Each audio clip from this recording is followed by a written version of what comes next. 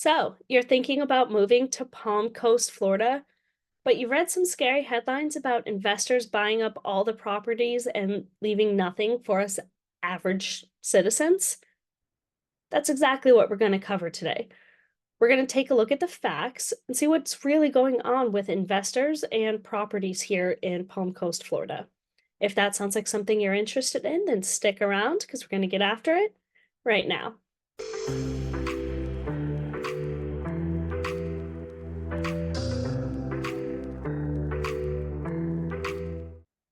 Hi, my name is Stephanie Schulis with Real Broker. Thanks so much for joining us today. If this is your first time to the channel, please make sure to tap that button below to subscribe. Hit that bell for notifications so you can be the first to be notified every time we put out brand new content all about Palm Coast, Florida living and moving to Palm Coast, Florida and the surrounding areas. We get calls, texts, and emails from people just like you looking to make the move to Palm Coast every day, and we absolutely love it. So, whether you're thinking about moving in the next 9 days or 90 days, give us a call, shoot us a text, send us an email, and we'll do everything we can to help you make a smooth move to Palm Coast, Florida. Are big investors really buying up all the homes today? If you're trying to find a house to buy, this may be something you're wondering about. Maybe you've read about it or seen reels on social media saying investors buying all the homes is making it even harder for the average buyer to find what they're looking for. But spoiler alert, there's a lot of misinformation out there.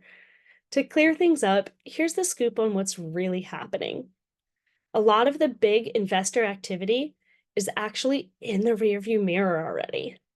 The Wall Street Journal explains investors of all sizes spent billions of dollars buying homes during the pandemic.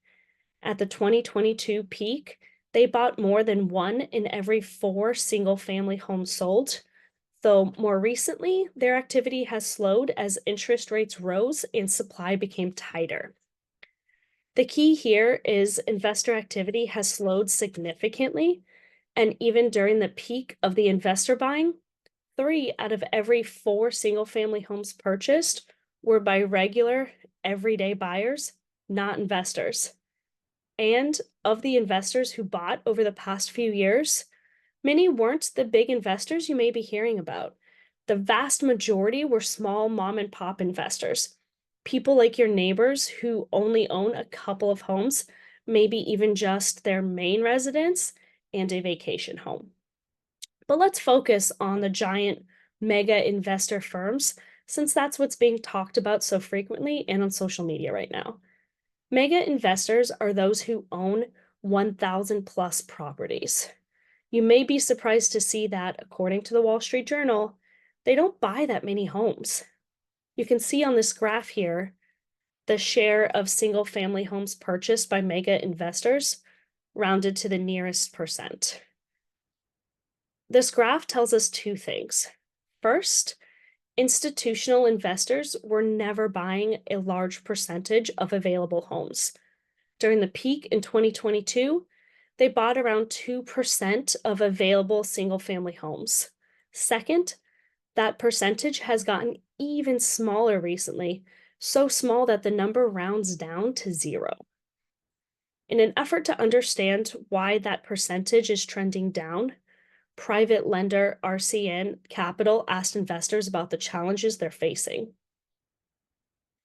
And they're saying that investors are already facing many challenges in today's housing market: rising prices, limited inventory, and higher financing costs. Understanding these challenges is important because they show big mega investors aren't taking over the housing market. So don't fall for everything you hear. They aren't snatching up all the homes and making it impossible for regular people to buy.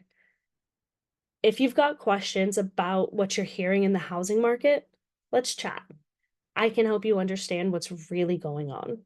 You can leave a comment below, give us a call, send us a text, send us an email. We always love hearing from you guys.